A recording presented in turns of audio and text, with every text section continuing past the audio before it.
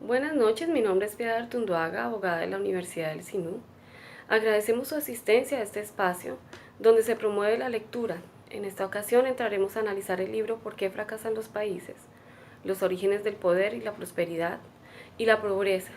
Es un libro publicado en el año 2012 por los economistas Daron Acemoglu y James Robinson. Para entrar en materia con el libro ¿Por qué fracasan los países?, damos la bienvenida a nuestros panelistas profesionales del derecho y apasionados en la lectura.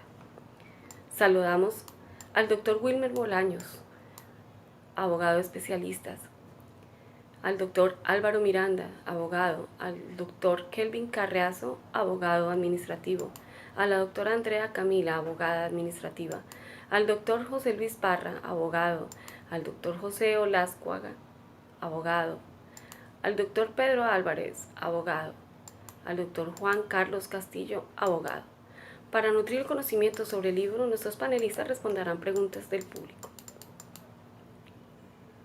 Nos llega nuestra primera pregunta del público. ¿Cuáles eran los tipos de contratos que se establecían en la comenta y explicarlos?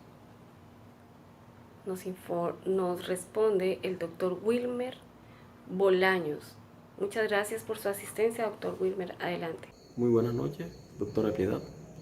Muy complacido de poder compartir escenario con usted y con los diferentes panelistas que esta noche nos acompañan.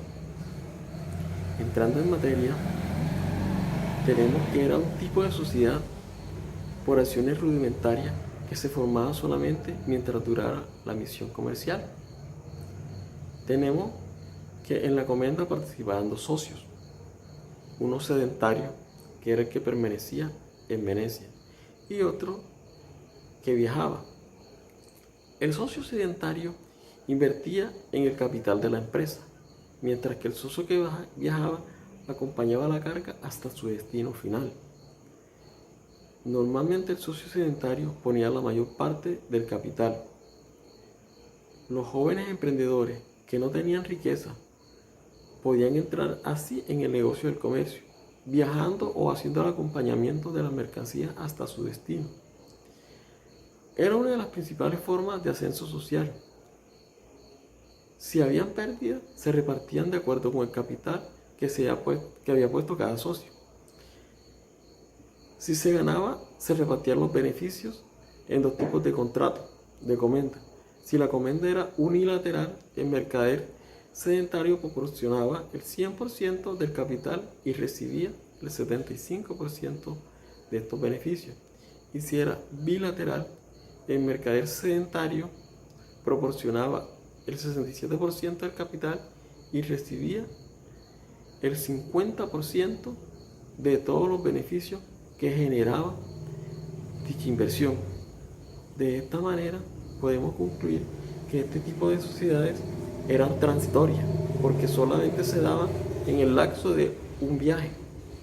Espero que mi aporte le haya sido de gran interés a cada uno de los participantes de esta actividad. Muchas gracias. Gracias, doctor Wilmer, por su explicación y su respuesta. Siguiente pregunta del público. Explique la diferencia que existía entre la economía de Corea del Sur y Corea del Norte, específicamente en la culminación de la Segunda Guerra Mundial. Le damos la bienvenida al doctor Álvaro Miranda. Doctor Álvaro, bienvenido y agradecemos su respuesta. Muy buenas noches. Gracias, señora doctora Piedad, por permitirme que le amplíe o le dé la respuesta a este apreciado público. Con respecto a su pregunta, quiero de pronto iniciarla con una explicación muy importante de explicar en qué consiste la división de esas dos poblaciones. Esa división la lleva una línea imaginaria llamada el paralelo 38. Esta línea imaginaria es la que divide estas dos poblaciones, la Corea del Sur con la Corea del Norte.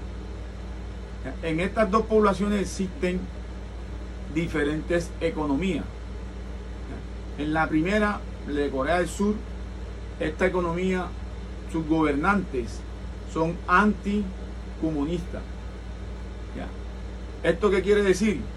Que esta población es orientada, ya, es apoyada por una potencia mundial que es los Estados Unidos.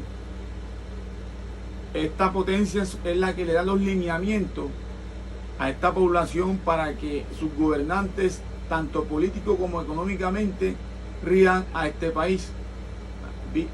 En vista de eso, esta economía ofrece ya una inversión económica a los mercados, realiza trabajos mancomunados con la economía, permite que los pobladores inviertan en sus propiedades. Esto trae como consecuencia que disminuye la alfabetización, aumenta la escolaridad y hace que la economía sea estable.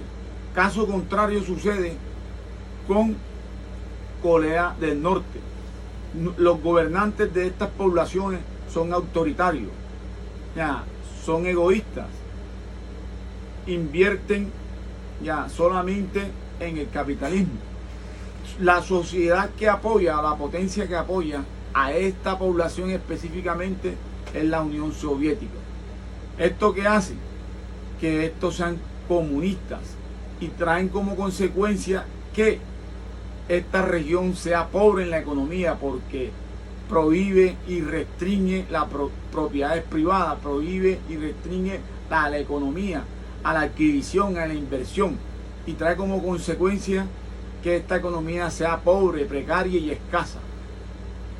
Con esta intervención quiero de pronto asegurarme que a nuestro apreciado público le haya quedado claro la pregunta que realizó ante la doctora Piedad. Doctora, muchas gracias y puede continuar con el evento. Muy amable. Gracias. Muchas gracias, doctor Álvaro. Muy ilustrativa su respuesta. Siguiente pregunta. ¿Cuál es la diferencia entre el círculo virtuoso y el círculo vicioso? Para esta pregunta, el doctor Kelvin Carriazo, abogado administrativo, nos va a colaborar con la respuesta. Buenas noches, doctor Kelvin, adelante. Muy buenas tardes a todos los presentes, especialmente a usted, doctora Piedad, por permitirme hacer esta intervención, que espero sea de su agrado y de su total entendimiento.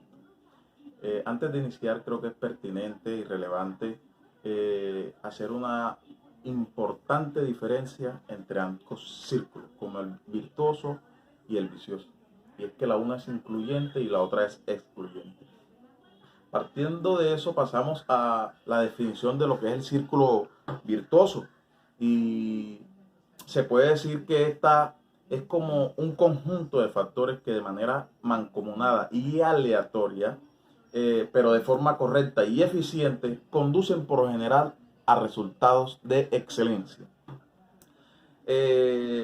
Definido esto, pues, de una perspectiva muy personal, pues, esta definición hace alarde a lo que de fondo en el texto se expresa o se manifiesta, donde en aquella época los ciudadanos se manifestaban y protestaban, alzaban la voz en busca de aquellos derechos que fueron vulnerados, aquellos abusos de los cuales ellos fueron objeto por parte de los que ostentaban en el tiempo el poder.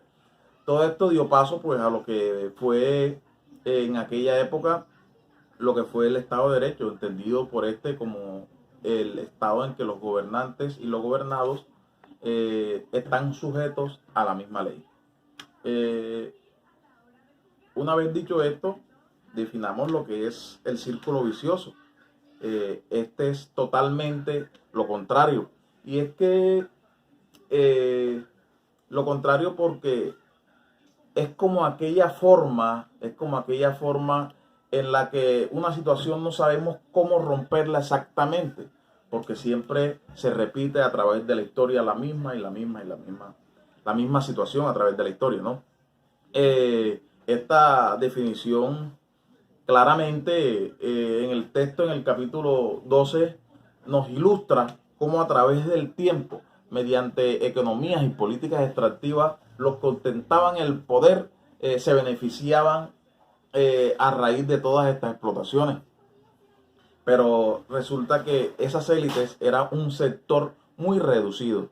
Y lógicamente esto para los otros traían era injusticia, desigualdad y sobre todo mucha pobreza. En este modelo predomina mucho lo que es el monopolio en su esplendor, tanto en la política como en la economía. En la primera, en la política, para la perpetuación del poder, y en la economía, en la explotación de las tierras. Gracias, esa fue mi intervención. Espero que haya sido de su agrado y de su total entendimiento. Muchas gracias. Doctor Kelvin, muchas gracias por su intervención. Excelente su respuesta. Siguiente pregunta. ¿De qué manera afecta el crecimiento de las instituciones extractivas a la población? La respuesta por la doctora Andrea Camila. Doctora, muy buenas noches. Adelante con su respuesta. Buenas noches, doctora Piedad, y a todos los aquí presentes. Primeramente, darle las gracias por la invitación y dando respuesta a la pregunta generada. De acuerdo a lo leído en el libro del por qué fracasan los países, en gran parte influye de manera negativa, debido a que las instituciones extractivas no crean las iniciativas necesarias para que la gente ahorre, invierta e innove. Dicho todo esto, de otra forma, doctora y señores aquí presentes, las industrias extractivas no generan los incentivos para que los políticos proporcionen los servicios básicos, lo que no solo contribuye al fracaso gradual de los estados, sino que también contribuye al deterioro de la población, provocando todo esto que los países pobres se mantengan pobres e impidiéndoles el crecimiento económico.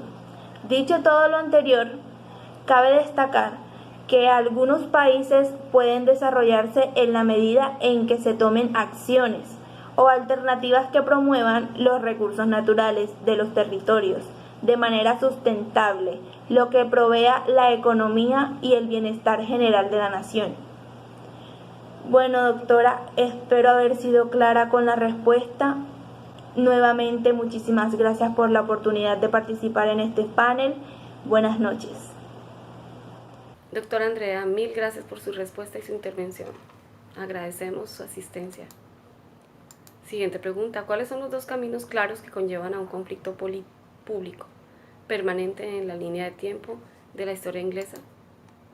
Doctor Jorge Luis Parra. Muy buenas noches. Bienvenido a nuestra sesión, a nuestro foro del libro. Agradecemos su respuesta. Buenas noches, estimada y apreciada Piedad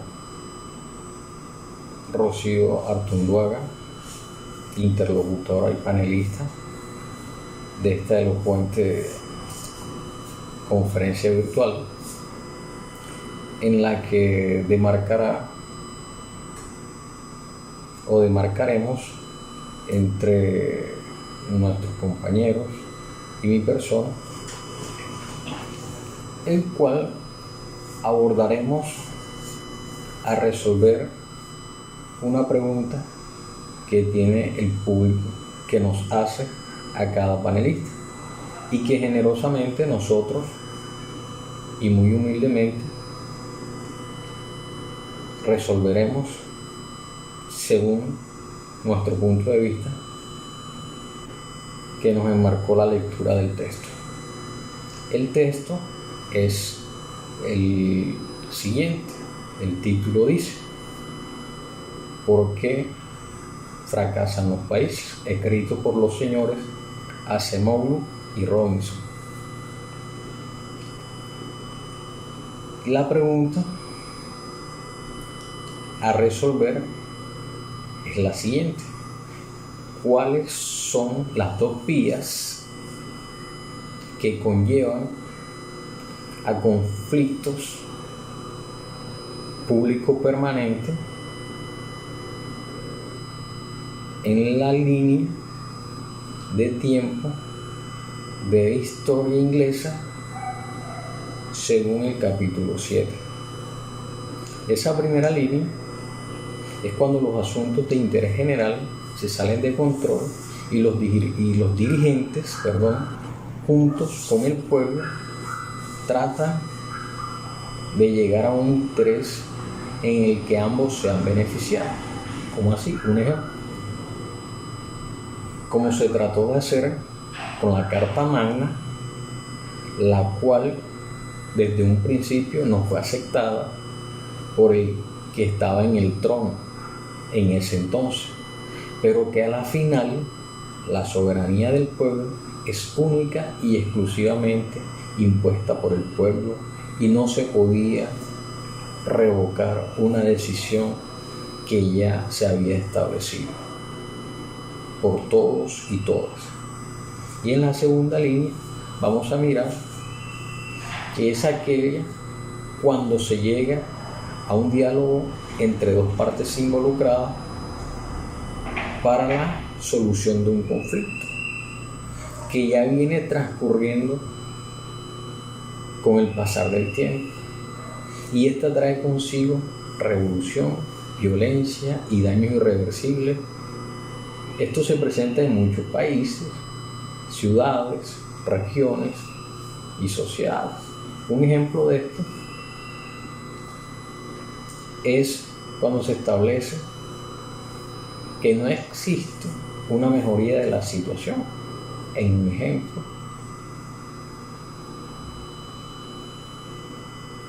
se puede decir en una región o en una ciudad se debe utilizar la fuerza o el que bien llamamos vía de hecho,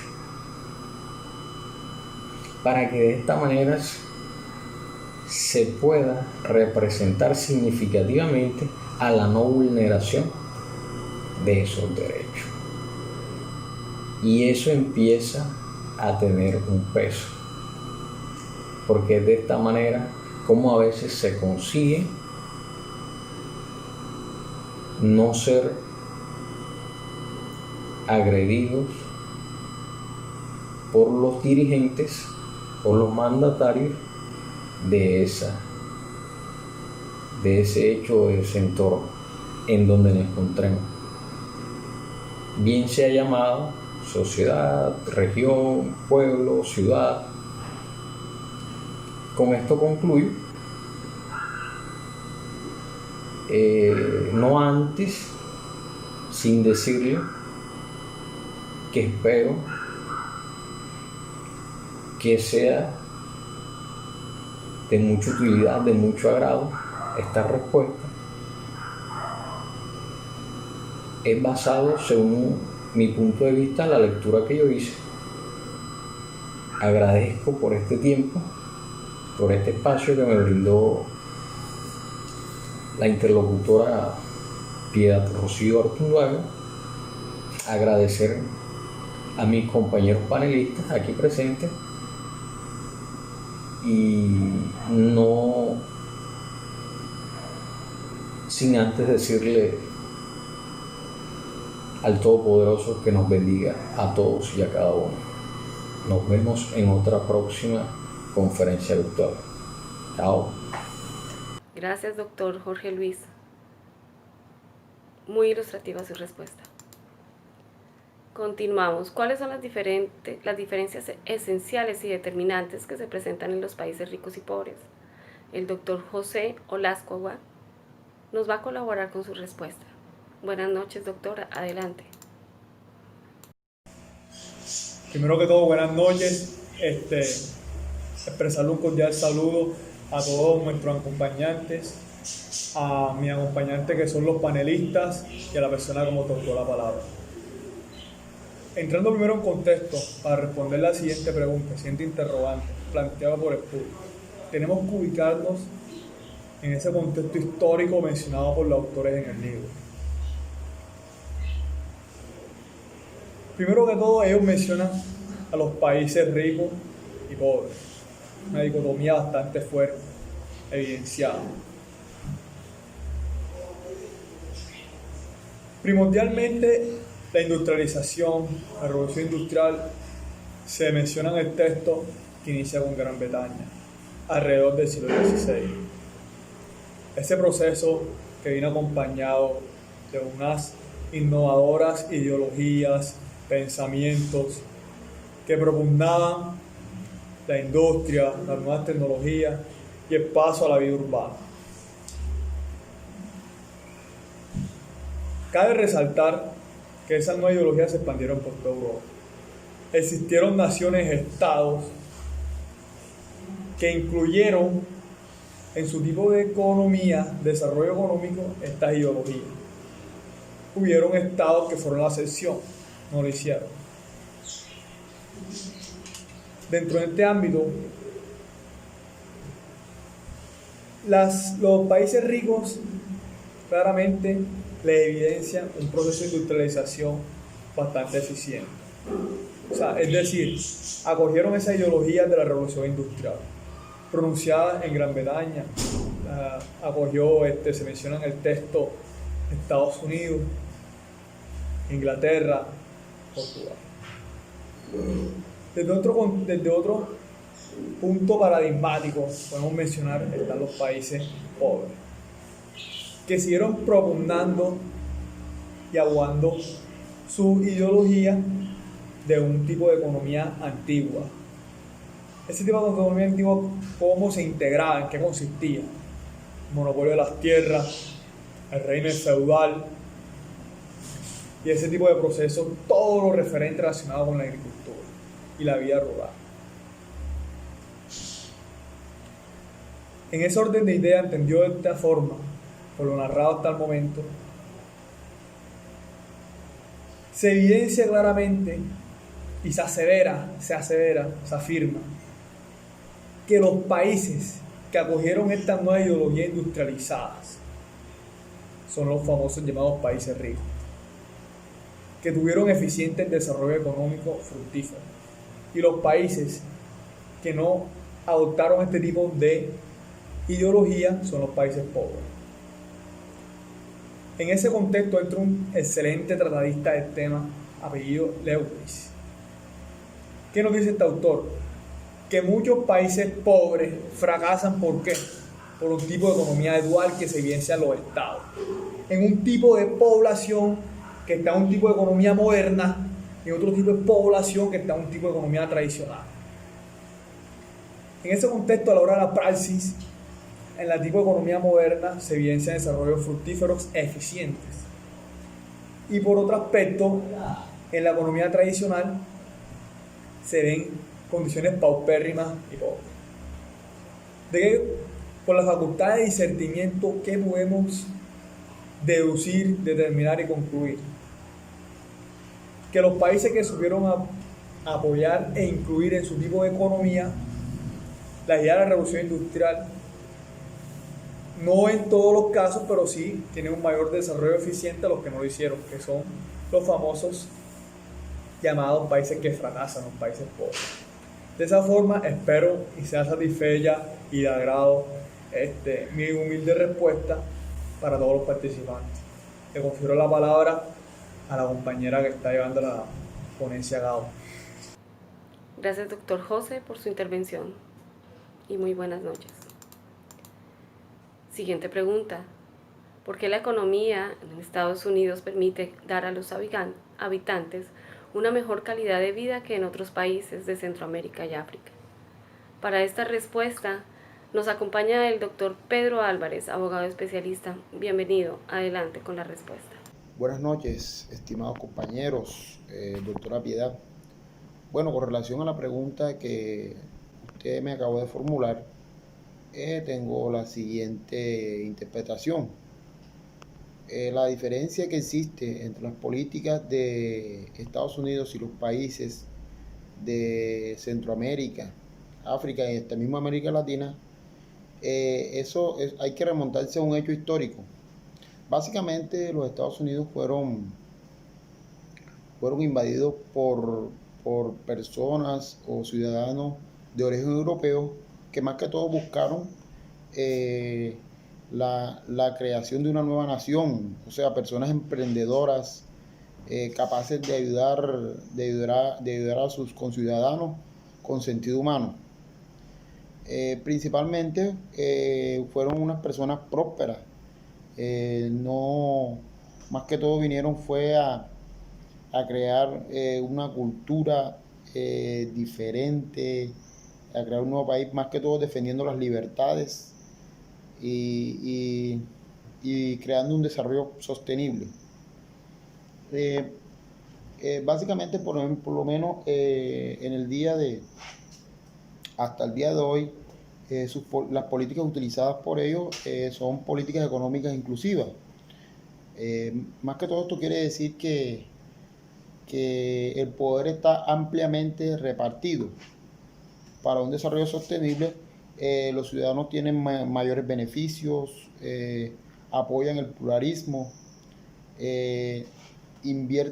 hacen una importante inversión en tecnología, permiten y alientan la participación de la mayoría de los ciudadanos en las actividades económicas y políticas, respeto a la propiedad privada.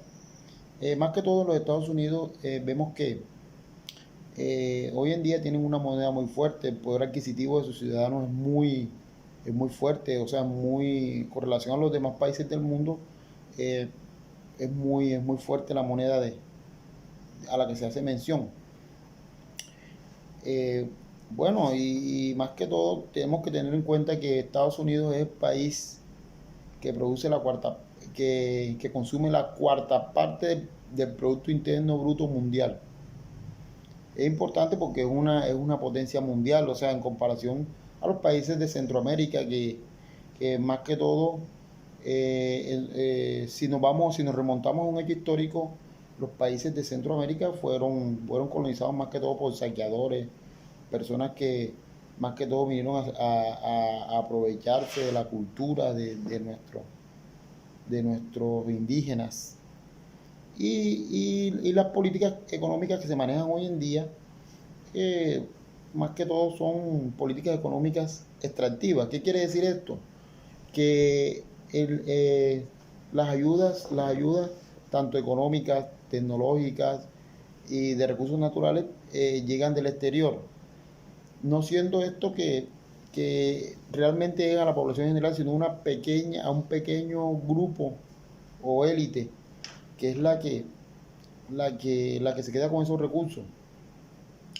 El poder repartido es reducido, la prosperidad es limitada, estipan las riquezas de las personas o de los ciudadanos a fin de no ofrecer una oportunidad de desarrollo.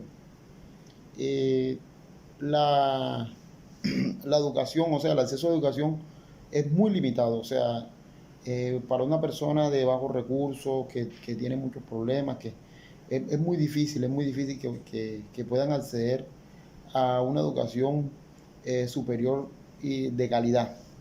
¿Ya? Más que todo eso, y bueno, y lo que vemos, mucha corrupción, hay muy bajo control político, porque la mayoría de esas élites se han encargado de perpetuarse en el poder, queriendo esto decir de que es muy difícil que una persona diferente a ese vínculo, a ese círculo, pueda ser parte de esa influencia, de esa colonia.